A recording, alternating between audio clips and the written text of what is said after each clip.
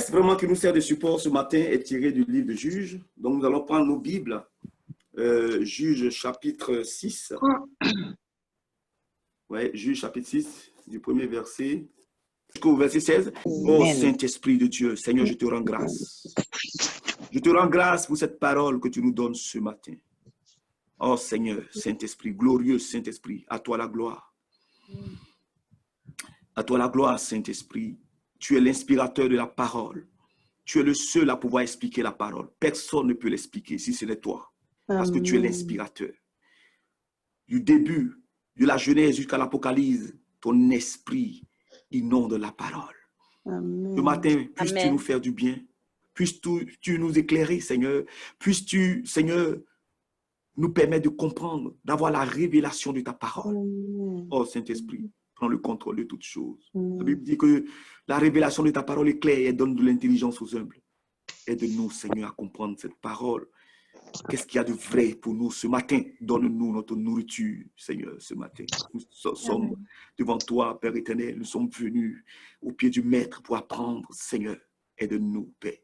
Que cette parole soit revêtue de réma, une révélation actuelle, une révélation capable de changer des vies, une révélation capable de changer la vie de quelqu'un, de changer nos vies et de nous propulser, Seigneur, dans une autre dimension, dans un autre moule, là où tu veux que nous soyons, Père. Sois avec nous ce matin, au nom de Jésus. Amen.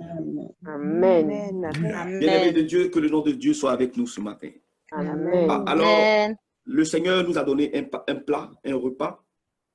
L'ingrédient qu'il nous a donné ce matin, c'est juge.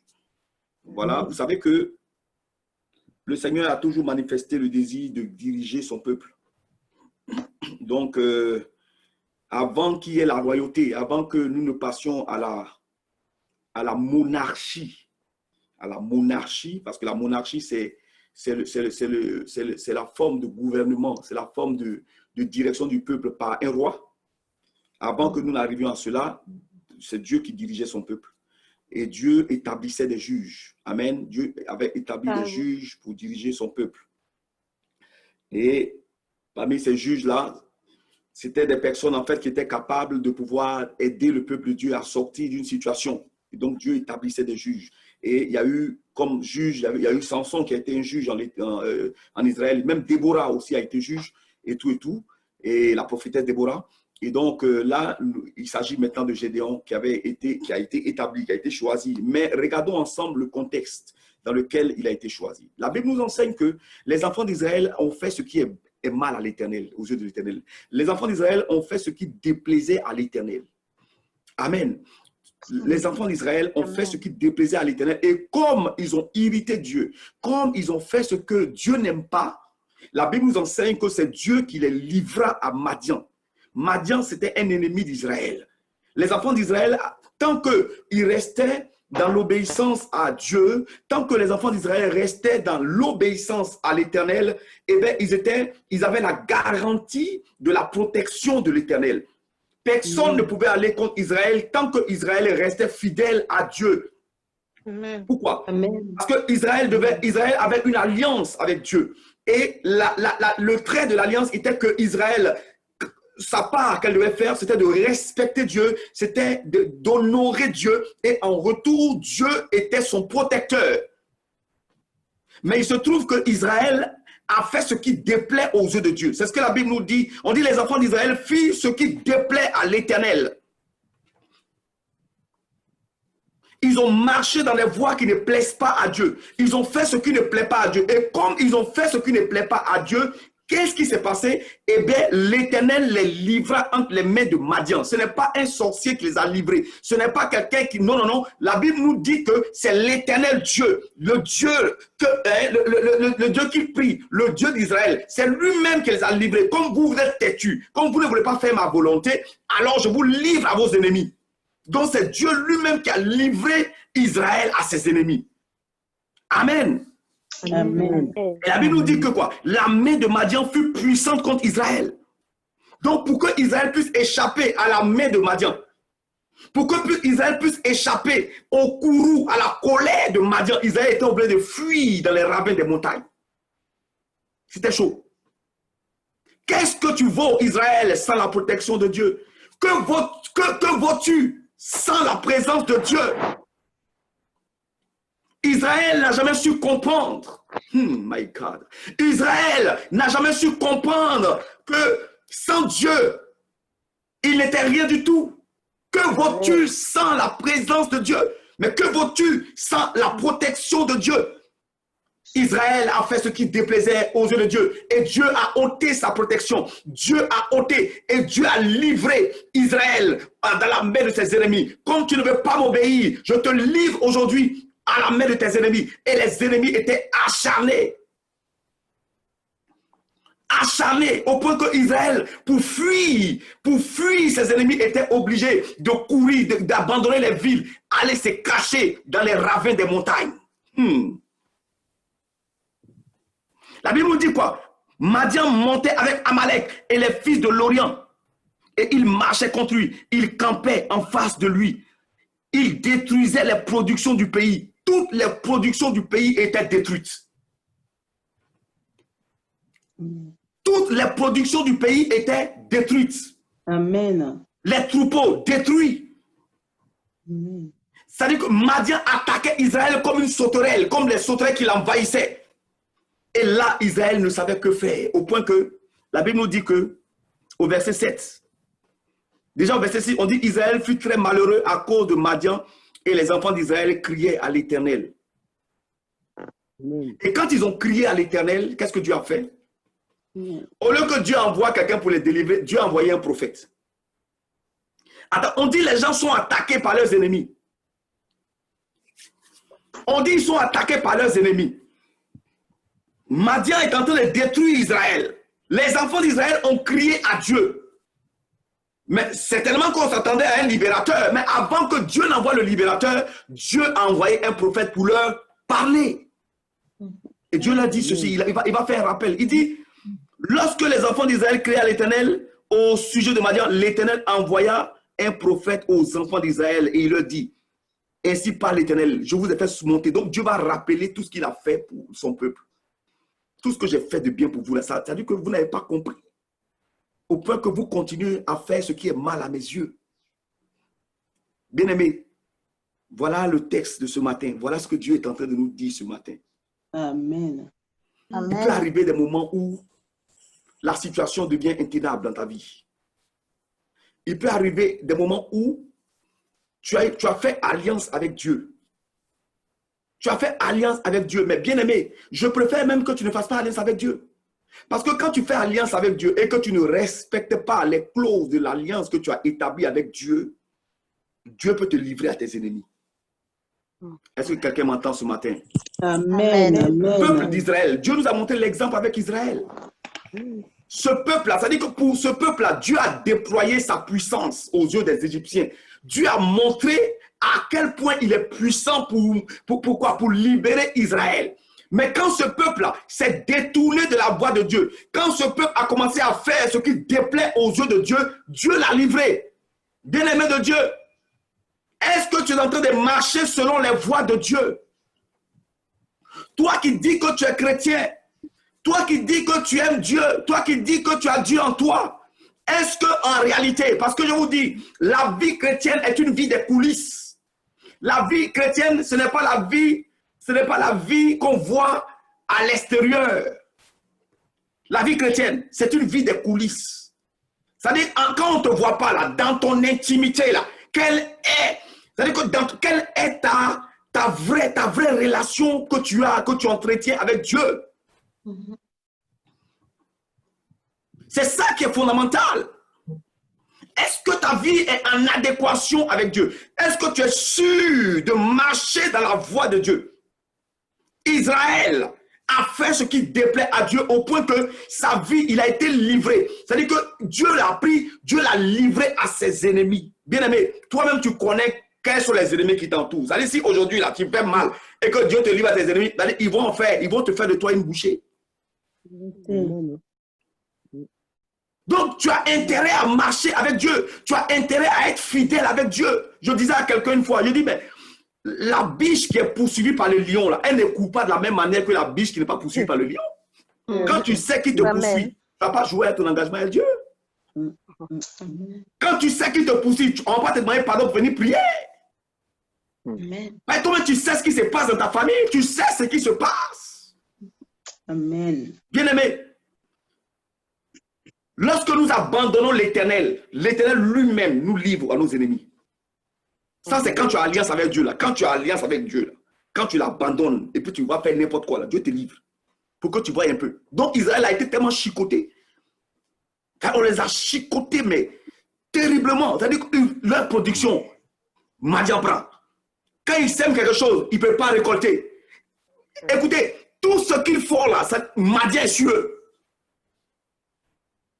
Là, ils ont compris qu'il y avait quelque chose qui n'allait pas. Que ce qui s'est passé là, ce n'était pas normal, c'était spirituel. Alors, la Bible dit qu'ils ont crié à l'Éternel au sujet de Madian.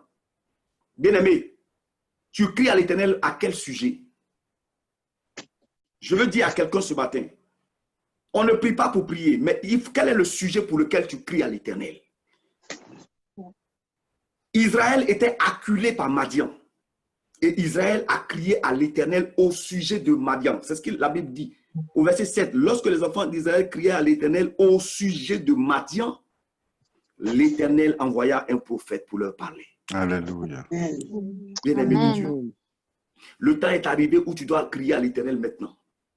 Amen. Au sujet Amen. de ce qui se passe dans ta famille. Amen. Au sujet de ce qui se passe dans ta vie.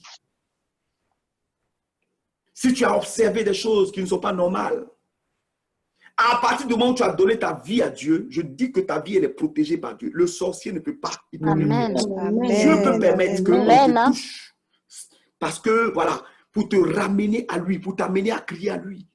Je ne sais pas pour qui je parle, mais je dis que les situations peuvent t'arriver pour que Dieu t'amène à crier à lui. Amen. Pour que Dieu t'amène à pousser le cri de la destinée. Bien-aimé, quand c'est chaud, ce que Dieu attend de toi, c'est que tu cries à lui. Le cri est un cri de détresse. Quand un enfant de Dieu crie en détresse, bien-aimé, Dieu écoute le cri de détresse. C'est comme si tu as sonné la lettre de détresse. Bien-aimé, regardez dans la Bible, toutes les fois que les enfants de Dieu ont été en détresse, Dieu s'est souvenu d'eux. Amen. Il y a le moment où on pousse des cris. Quand on repart à Jéricho, on a vu l'aveugle. Il n'a pas prié, il a poussé des cris, il a crié. Fils de David, un homme en détresse. Seigneur, là, c'est chaud. Si tu n'interviens pas là, c'est chaud pour moi. Bien-aimé, la Bible dit que le cri a arrêté Jésus. Lorsque Israël était en face de Jéricho, pour que les murailles tombent, ils n'ont pas prié, ils ont poussé des cris. Le cri a fait tomber les murailles. Bien-aimé, Dieu veut entendre ton cri. Quel est le cri que tu adresses à Dieu?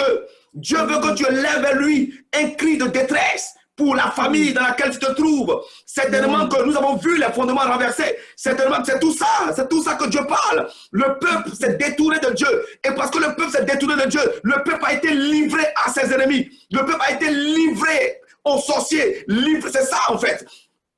Livré à la méchanceté des sorciers qui pouvaient venir détruire ta vie, détruire tes possessions, détruire tes avoirs. Tout ce que tu as construit, détruit parce que Dieu veut que tu cries à lui. Amen. Il veut que tu cries à lui. Amen. Parce que Dieu t'aime. Et Dieu sait que l'alliance que tu as faite avec lui est une alliance puissante. Alléluia. Amen. Et voilà que Dieu va susciter quelqu'un. Au verset 11, on dit, puis l'ange de l'Éternel, puis vint l'ange de l'Éternel et il s'assit sous le térébinthe d'Opha qui appartenait à Joas de la famille d'Ébez. Et Gédéon, son fils battait du froment. L'ange de l'Éternel lui apparut et lui dit, l'Éternel est avec toi, vaillant héros. Amen. Voilà quelqu'un qui est déprimé, un homme déprimé, un homme qui a perdu confiance en lui. Un homme qui a été éprouvé par la situation de la vie.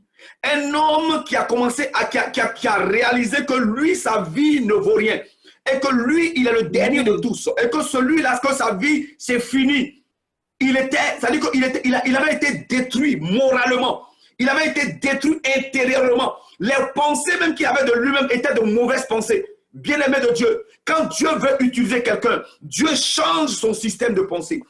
Quand Dieu veut commencer à marcher avec quelqu'un, Dieu commence à changer sa façon de penser. Bien-aimé, Dieu dit à Gédéon, un homme qui se voit comme un zéro, un homme qui se voit zéro, Dieu lui dit, tu es un héros. Il dit, mais comment? De qui tu parles, Seigneur? De moi, tu parles.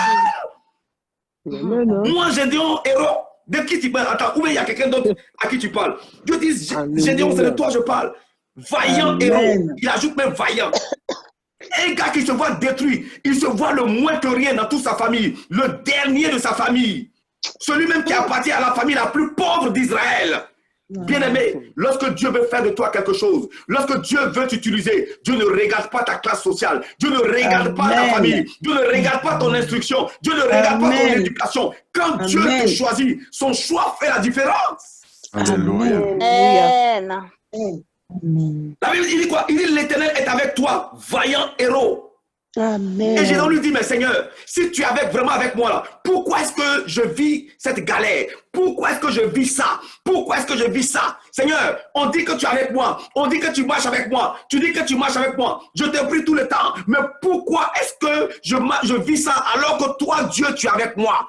Où sont tous ces prodiges que nos pères nous racontent quand ils disent « L'Éternel ne nous a-t-il pas fait monter hors d'Égypte ?» Maintenant, l'Éternel nous abandonne. Voilà ce que Gédéon a dit à Dieu. Amen. Amen. Que lui dit Gédéon? Il dit, va avec la puissance, va avec la force que tu as en toi. Voilà quelqu'un qui avait en lui un potentiel, mais qui était ignorant totalement du potentiel que Dieu a mis en lui.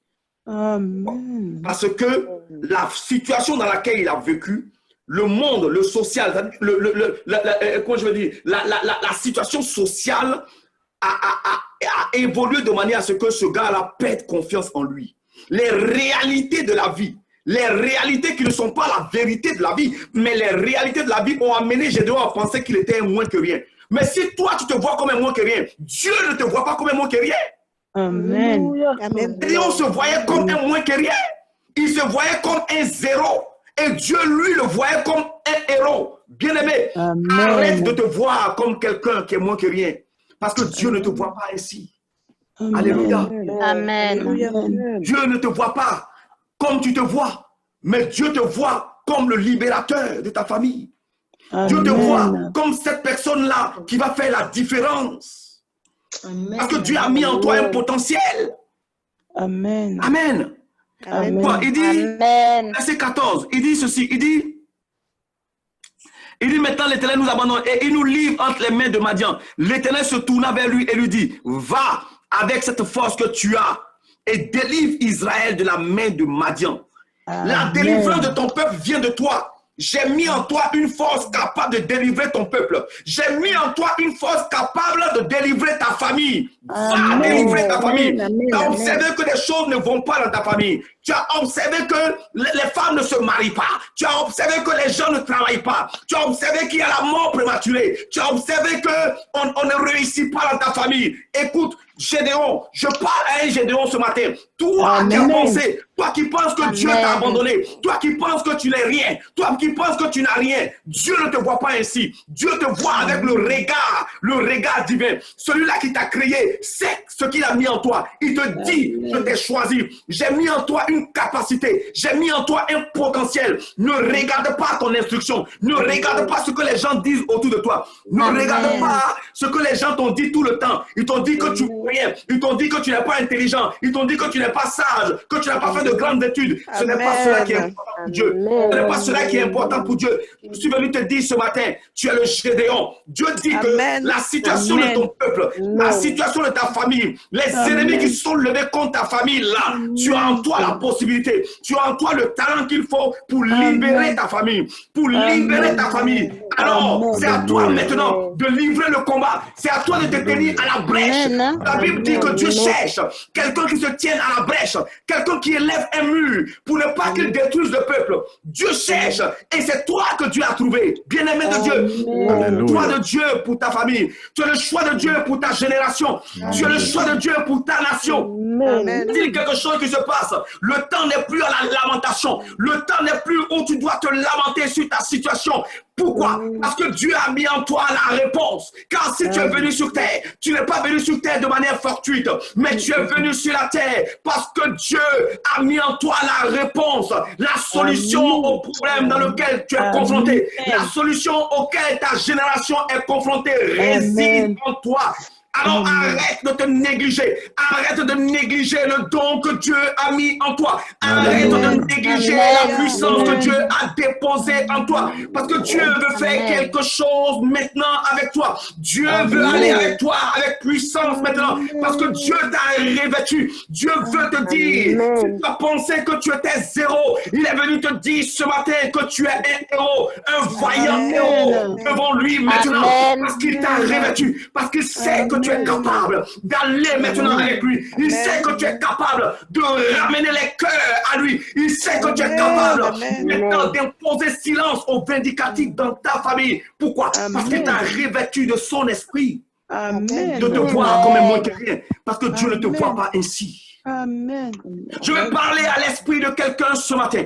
Je vais dire par la révélation de l'esprit à quelqu'un que longtemps tu t'es lamenté et tu t'es posé des questions. Mais au fait, pourquoi est-ce que je vis? Comment est-ce que je suis chrétien? On me dit que je sais si. Je ne vois pas Dieu agir. Je ne vois pas Dieu se manifester. Et je sais que je ne vaux absolument rien. Satan a utilisé ta propre bouche contre toi-même pour te rabaisser. Pendant que Dieu, lui, ne t'a pas rabaissé, toi-même, tu t'es rabaissé. Pendant que Dieu, lui, ne t'a pas disqualifié, toi-même, tu t'es disqualifié. Voilà pourquoi ce matin, je t'appelle à changer ton système de pensée, à changer. Dieu ne te voit pas comme zéro, mais Dieu te voit comme un héros, une héroïne, une servante de Dieu, un serviteur de Dieu, rempli de Dieu. Et parce que tu es serviteur de Dieu, parce que tu es une servante de Dieu, commence à faire les choses comme telles. Commence à te prendre au sérieux. Commence à prendre ta relation avec Dieu au sérieux. Parce que de toi dépend la libération de beaucoup de personnes. Parce que de toi dépend la délivrance de beaucoup de personnes. Écoute, Gédéon, le peuple de Gédéon était maltraité par Madian. Ce peuple-là était maltraité au point qu'ils étaient obligés d'abandonner les villes et aller fuir, pour aller fuir dans les ravins des montagnes. Gédéon avait la responsabilité de livrer bataille contre Madian. Parce que Dieu avait mis dans la vie de Gédéon la victoire d'Israël. Bien-aimé, Dieu a caché en toi la victoire de ta famille. Amen. Est-ce que tu peux entendre ce matin? Amen. Tu peux comprendre la révélation de l'esprit ce matin? Amen. Tu peux comprendre ce que Dieu dit à quelqu'un ce matin? Bien-aimé de Dieu, réveille-toi. Tu es le choix de Dieu. Réveille-toi maintenant. Arrête de douter de tes capacités.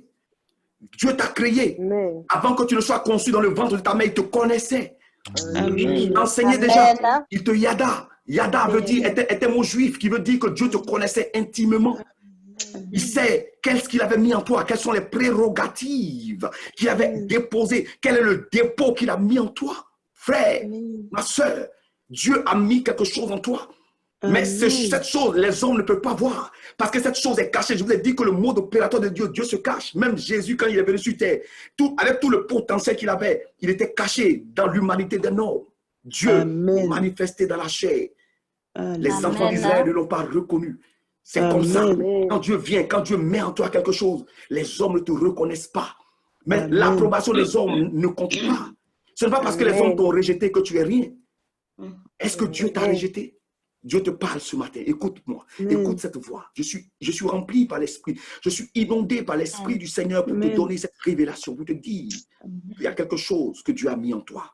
Amen. Le Saint-Esprit vient vers toi, qui te donne, qui l'ouvre maintenant l'esprit, qui l'ouvre les yeux de ton esprit, qui l'ouvre l'oreille de ton esprit, qui l'ouvre ton entendement, que tu comprennes maintenant que Dieu a quelque chose pour toi. Alléluia. Amen. Seigneur, mon Dieu, mon roi, je veux ce matin prier pour ces personnes-là.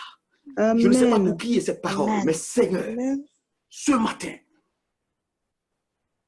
envoie ton esprit maintenant. Envoie ton esprit libérer des vies. Père éternel, notre Dieu, notre Père, nous savons, ô Seigneur, qu'à cause du péché de nos parents, à cause du péché que nous avons pu faire, nos vies, nos familles ont été livrées à la vindicte des sorciers et de la malédiction. Amen. Mais fort heureusement, Seigneur, lorsque nous étions maltraités par toutes ces choses, subissant les affres de la malédiction, tu nous as choisis tels que nous sommes. Parce que tu as déposé en chacun de nous une réponse adéquate.